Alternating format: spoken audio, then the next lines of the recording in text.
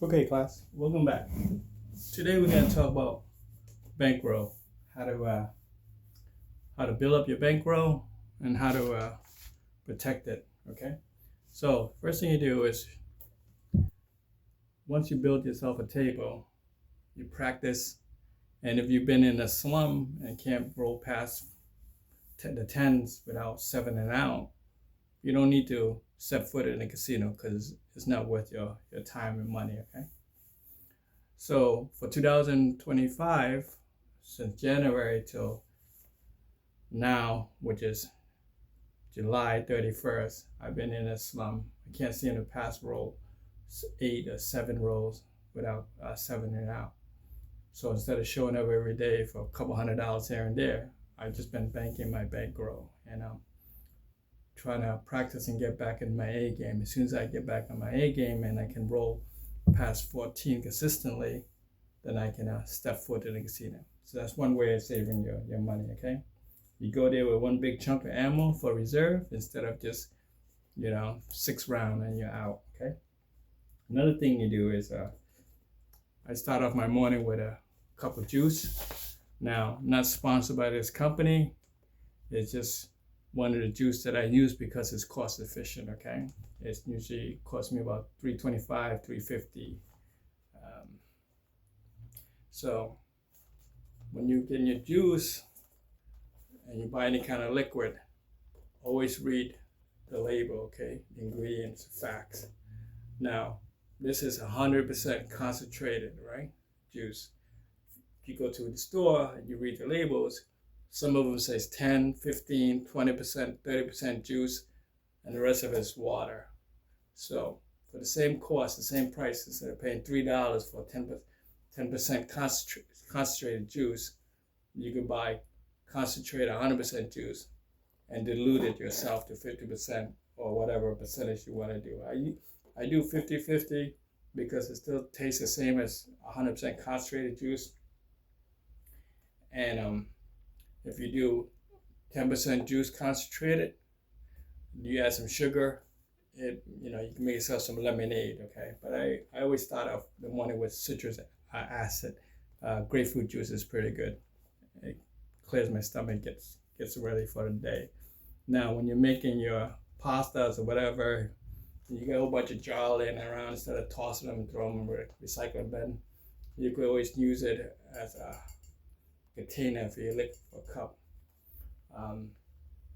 If you're not entertaining a lot of guests and things like that, and you're living alone, instead of buying cups and glass that you're gonna throw away when you move out and stuff like that, you go upcycle and use a jar. And if you go to some restaurants, you see them, they serve you drinks in a jar. It's more cost efficient, okay? Because by the time you get married and everything, the taste of furnitures and decor and utensils, silverware, and that is all decided up to the women anyway, because us guys, we don't really care about stuff like that. We just want a roof, heat, shelter, and food. So again, when you're buying your juice, always look for 100% concentrated so you can dilute it, okay? Now, let's look at your roadmap to $1 million, all right? There's 3 steps. The first is decide that you want to do it, okay? Just decide that you want $1 million and you want to do it, okay? Don't say, oh, it's impossible, it's too hard. Don't assign a degree of difficulty to it. Once you assign a degree of difficulty, you already set yourself up with obstacles and roadblocks, okay? Just don't assign a degree of difficulty and just decide to do it. Now, the third one is a simple math that you learned in 5th grade, okay? All you need to be a millionaire is 5th grade math. Nobody told you that, but that's all you really need. You need to add, subtract, multiply, and divide, all right? So here it goes.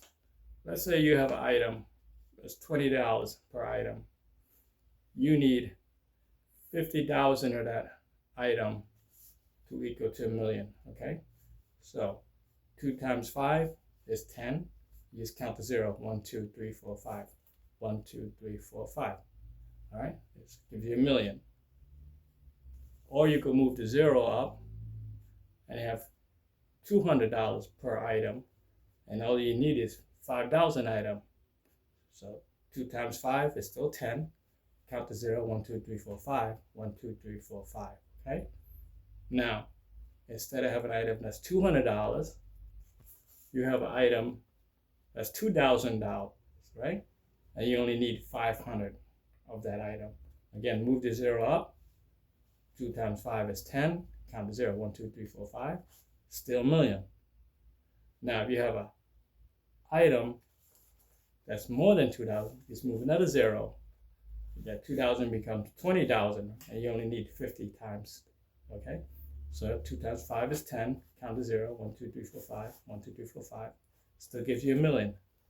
Now, if you have an item that's worth 200,000, move another 0 up, right, to the 5.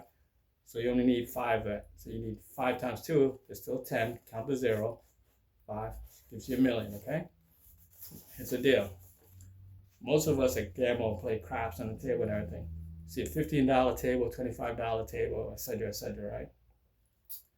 Yeah, so if you make a $25 bet or a $20 bet, just round off in the middle, you need to bet 50,000 times and be in the positive to make a million, okay? Now, statistically, the math, everything is against you in one shot. But you don't have to do that in one shot. You could break it down in session, okay? But knowing you need to roll 50,000 times without severing it out on a $20 bet, okay? Or you could bet $200 and roll 5,000 times in session to make a million, okay? This seems more feasible to do than this one because it's less chance of probability hitting you with the 7. Or if you have balls, you could bet 2,000 per number, right? And you don't have to roll 500 times without severing it out in session, okay? And you still make a million. Now, if money is no object, you don't really care. You could bet 20,000 per number and you roll 50 times, you make a million. Or you could bet 200,000 per number and roll 5 times, which is more doable and still make a million. But at this point, you already have a million to bet that much and you don't really care. You just want to enjoy the game and show off to the table, okay? So on average, most of us bet $20 to $200 per number. We start out with 15, 20, 25, 50, whatever. We keep pressing to $200 to roll. And then here, we start collecting. Rarely do we go up to the $2,000 bet per number, okay? It seems that the 200 is a threshold. I've seen people press to 400 to 500, but really do they go up to the $2,000 comfort zone is not that high around here, okay? But that's about it. Knowing the math, knowing the principle behind it should help you out. So start practicing at home on your table until you can roll past the teens consistently. Every time you pick up the dice, you need to roll past the teens in consistency to be able to be in the green. So hope that helps. Another tip is when you're drinking coffee and everything, most of us drink coffee every day or 3 or 4 times a day. Make it at home, you know. It's about 25 cents to 50 cents a cup at home. And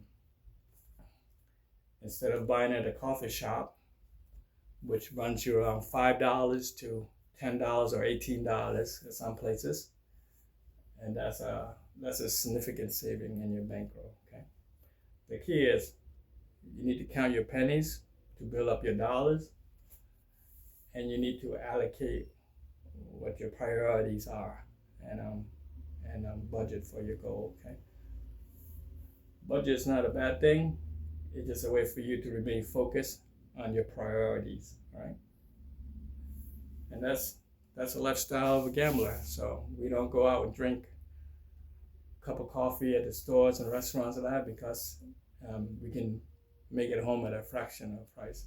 Now, it doesn't mean that you live frugally forever and everything. It's just that when you have a good run or you feel like it or whatever, you just reward yourself once in a while, you know? Like get a cup of coffee at the store once a month. That way you still feel good about yourself. And you're not getting it every day, because $10 per day for 30 days adds up pretty fast compared to $10 per month. All right, so learn to count your expenditures and budget for your priorities.